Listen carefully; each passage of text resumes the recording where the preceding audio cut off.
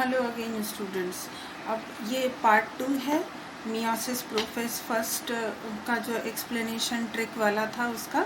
Part 2 में मैंने जैसे आपको प्रॉमिस किया था we are going to discuss about the various sub stages in the visual form कि एक्चुअली क्या प्रोसेस हो रहा है।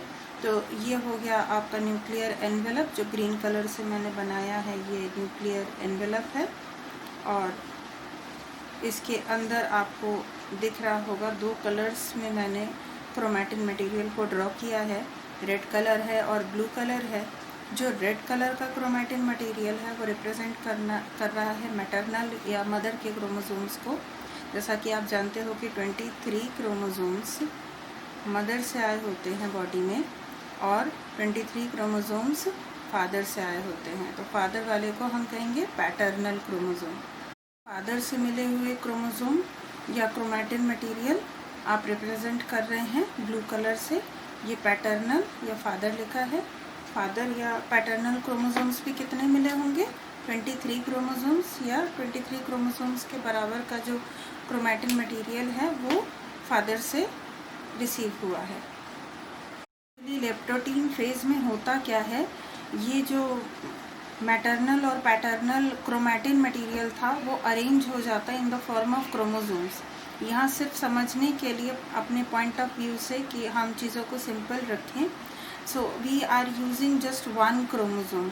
ठीक है, एक क्रोमोसोम मदर का और एक क्रोमोसोम फादर का जो आपस में लगभग शेप और साइज में एक जैसे ही हैं, तो इनको हम होमोलॉगस क्रोमोसोम्स कह सकते हैं। क्या कह सकते हैं हम इन्हें?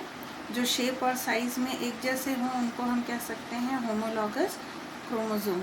ठीक है, इस बात को आप लोग याद रखेंगे। ठीक, ये हो गया होमोलॉगस क्रोमोसोम। अब आपको ये दो अलग अलग कलर में दिख रहे हैं, मैं फिर से याद दिला दूँ। रेड वाले से हम मैटरनल क्रोमोसोम को शो कर रहे हैं, मदर वाले क्रोमोसोम को, और इससे हम पैटर्नल या फादर वाले क्रोमोसोम को शो कर रहे हैं ब्लू कलर से। तो अब ये कैसे हो गए? थिक हो गए और कंडेंस्ड हो गए। They are not thick, condensed. Okay, ये किसका फीचर हो गया? लेप्टोटीन का, जो मैंने आपको बताया था TC। ठीक है, TC इस फीचर से बताया था। यहाँ पर आप लोग अगर ध्यान से देखेंगे then the particular chromosome, the thick and condensed chromosome has now split up into chromatids. अब आप यहाँ पर एक चीज़ को ज़रूर ध्यान से देख लेंगे। ये जो आपको यहाँ पर कलरफुल जो मैंने बनाए हैं, जैसे मैं यहाँ पे आपको ड्रॉ करके दिखा दूँ एक बार बाहर अलग से, ये जो रेड वाले जो आपको दिख रहे हैं ये क्या हैं? They are chromatids. ये दोनों क्या हैं? ये और ये दोनों क्रोमैटिड्स हैं।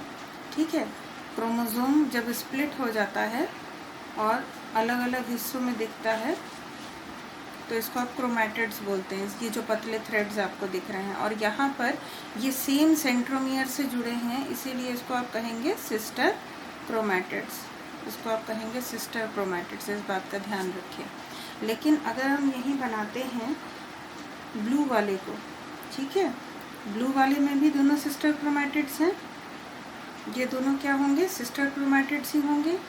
ये भी आपस में सिस्टर क्रोमैटिड्स हैं, बिल्कुल हैं। लेकिन अगर हम बात करते हैं ये और ये दो अलग अलग थ्रेड्स के जो अलग अलग सेंट्रोमियर से जुड़े हैं, तो हम इन्हें कहेंगे नॉन सिस्टर क्रोमैटिड्स। क्या कहेंगे हम इन्हें? Non sister chromatids. ये मोस्ट इम्पॉर्टेंट कॉन्सेप्ट है जब आप समझ रहे होंगे रिकॉम्बिनेशन के प्रोसेस को। तो ज़ाइगोटीन में ये वाला प्रोसेस इम्पॉर्टेंट है जिसमें आपको ये सिस्टर क्रोमैटिड्स दिखाई दे रहे हैं। अब यहाँ पर क्या क्या चीज़ें हुई? यहाँ पर पेयरिंग हुई। पेयरिंग किसकी हुई? पेयरिंग होमोलॉगस क्रोमोसोम्स की हो गई।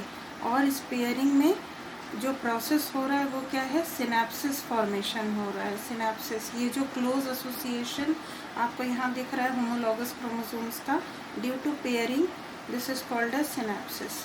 और ये जो आपको क्रोमैटिड्स के फॉर्म में अलग अलग स्प्लिट किए हुए ये एक स्ट्रक्चर दिख रहा है, इसी स्ट्रक्चर को आप कहते हैं सिनैप्टोनिमल कॉम्प्लेक्स। इसी स्ट्रक्चर को आप कहते हैं सिनैप्टोनिमल कॉम्प्लेक्स। ये पूरा स्ट्रक्चर कहलाता है सिनैप्टोनिमल कॉम्प्लेक्स, जिसमें इनकी बहुत क्लोज प्रॉक्सिमिटी होमोलॉगस क्रोमोसोम्स की हो जाती है। इसके अलावा और क्या इम्पोर्टेंट है इसमें? सिनैप्टोनिमल कॉम्प्लेक्स के अलावा एक और बहुत इम्पॉर्टेंट टर्म है जिसे हम कहते हैं टेट्राड, जिसे हम कहते हैं टेट्राड, बाइट, मैंने वहाँ आपको बताया था पिछले वीडियो में, ठीक है। TE फॉर टेट्राड और BI फॉर बाईवैलेंट, बाईवैलेंट। तो यहाँ पर 2 होमोलॉगस क्रोमोसोम्स हैं, तो ये बाईवैलेंट हो गए, और इसमें 4 क्रोमैटिड्स हैं, ठीक है। तो ये 4 क्रोमैटिड्स की वजह से आप इसे टेट्राड कह रहे हैं, और 2 होमोलॉगस क्रोमोसोम्स है इसलिए इसको आप बाईवैलेंट कह रहे हैं। तो टर्म्स को बहुत ध्यान से आपको समझना है। मैंने आपको क्या बताई थी, spasm.com, ठीक है। और इसको आपको बेटर समझना है तो आप पिछले वीडियो में जाकर आप इसको बेहतर तरीके से समझ सकते हैं कि कैसे हमने spasm.com किया था और कैसे बाइट को बताया था। है हमारे पास पैकीटिन स्टेज। तो पैकीटिन स्टेज में अगर आप यहाँ पर ध्यान से देखें तो इस पोर्शन में, इस पोर्शन को अगर आप ध्यान से देख पा रहे हैं तो यहाँ पर आपको दिख रहा होगा कुछ ओवरलैपिंग एरिया। ये एरिया एक्चुअली क्या है, रिकॉम्बिनेशन नोड्यूल, इसी को आप कहते हैं रिकॉम्बिनेशन नोड्यूल, ठीक है। रिकॉम्बिनेशन नोड्यूल पर होगा क्या, रिकॉम्बिनेशन नोड्यूल पर होगा एक्सचेंज ऑफ जेनेटिक मटेरियल, ठीक है, एक्सचेंज ऑफ जेनेटिक मटेरियल और क्रोमैटिन, जेनेटिक मटेरियल का एक्सचेंज होगा, यहाँ पर क्रोमैटिन का एक्सचेंज होगा, सिंपल, ठीक। तो ये हो गया रिकॉम्बिनेशन नोड्यूल पर exchange of genetic material. Exchange of genetic material होता है, इसी प्रोसेस को हम कहते हैं crossing over, they are crossing with each other, over each other, ठीक है। तो यही जो प्रोसेस है, इस प्रोसेस को हम कहते हैं क्रॉसिंग ओवर। ये जो स्ट्रक्चर यहाँ बन रहा है इसको कहते हैं रिकॉम्बिनेशन नोड्यूल, और क्रॉसिंग ओवर का रिजल्ट क्या होता है, recombination of genes, new combinations of genes are formed, new combinations of genes are formed crossing over से। और इसका शॉर्ट फॉर्म मैंने आपको बताया था रिनोस्को, ठीक है, इसको भी याद रखना है। रिनोस्को भी डिटेल में आप पीछे लास्ट वीडियो में जाकर फर्स्ट वाले में समझ सकते हैं। यहाँ देखिएगा ये दोनों नॉन सिस्टर क्रोमैटिड्स हैं जिनके बीच में एक्सचेंज ऑफ मटेरियल हो रहा है, यानी कि रिकॉम्बिनेशन हमेशा क्या होगा, नॉन सिस्टर क्रोमैटिड्स में होगा, सिस्टर क्रोमैटिड्स के बीच में कभी भी एक्सचेंज ऑफ जेनेटिक मटेरियल नहीं होगा, ये याद रखना है। स्टेज डिप्लोटीन, डिप्लोटीन में क्या हो रहा है, न्यूक्लियर मेम्ब्रेन डिसअपियर हो रही है, न्यूक्लियोलस डिसअपियर हो ही चुका है। अब यहाँ पर ध्यान से देखेंगे तो आप लोग को एक एक्स शेप का स्ट्रक्चर बनता हुआ दिख रहा है, एक्स लाइक स्ट्रक्चर।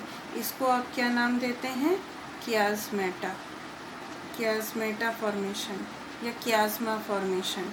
तो ये जो कियास्मेटा या कियास्मा बन रहा है ये इंडिकेट करता है क्रॉसिंग ओवर साइट को, the location of crossing over where the exchange of genetic material has taken place. तो आप देख सकते हो रेड वाले के साथ में ब्लू का पोर्शन जुड़ा है और ब्लू वाले के साथ में रेड वाला पोर्शन ऐड हो गया है। तो इस तरीके से ये एक्सचेंज ऑफ मटेरियल हो चुका है, क्रॉसिंग ओवर हो चुका है डिप्लोटीन में। Now the homologous chromosomes are trying to move apart, ये एक दूसरे से दूर होने की कोशिश कर रहे हैं। Now they are trying to separate, इसीलिए मैंने आपको इसका शॉर्ट ट्रिक दिया था, एक्स सेपरेट, ओके। के फर्स्ट के लास्ट स्टेज में, लास्ट सब स्टेज जिसे हम कहते हैं डाइकाइनेसिस, यहाँ देखिए there is the terminalisation of chiasma, terminalisation of chiasma, and हो गया, टर्मिनलाइजेशन हो गया या एंड हो गया कियास्मा का, जो एक शेप्ड स्ट्रक्चर था वो एंड हो गया। तो ये धीरे धीरे अब टिप पर पहुंच चुका है, एक शेप्ड स्ट्रक्चर खींचते खींचते, स्लाइड करते करते, and finally both the homologous chromosomes separate from each other and they enter into metaphase first. यहाँ से चीज़ें क्लियर हो जाती हैं, ज़्यादा कुछ कॉम्प्लिकेशंस नहीं है। जैसा प्रोसेस होता है मेटाफेज फर्स्ट में कि इक्वेटोरियल प्लेट पर अरेंज हो जाते हैं क्रोमोसोम्स, तो ये होमोलॉगस क्रोमोसोम्स जाकर इक्वेटर वाली प्लेट पर अरेंज हो जाएंगे, and with this the prophase first ends.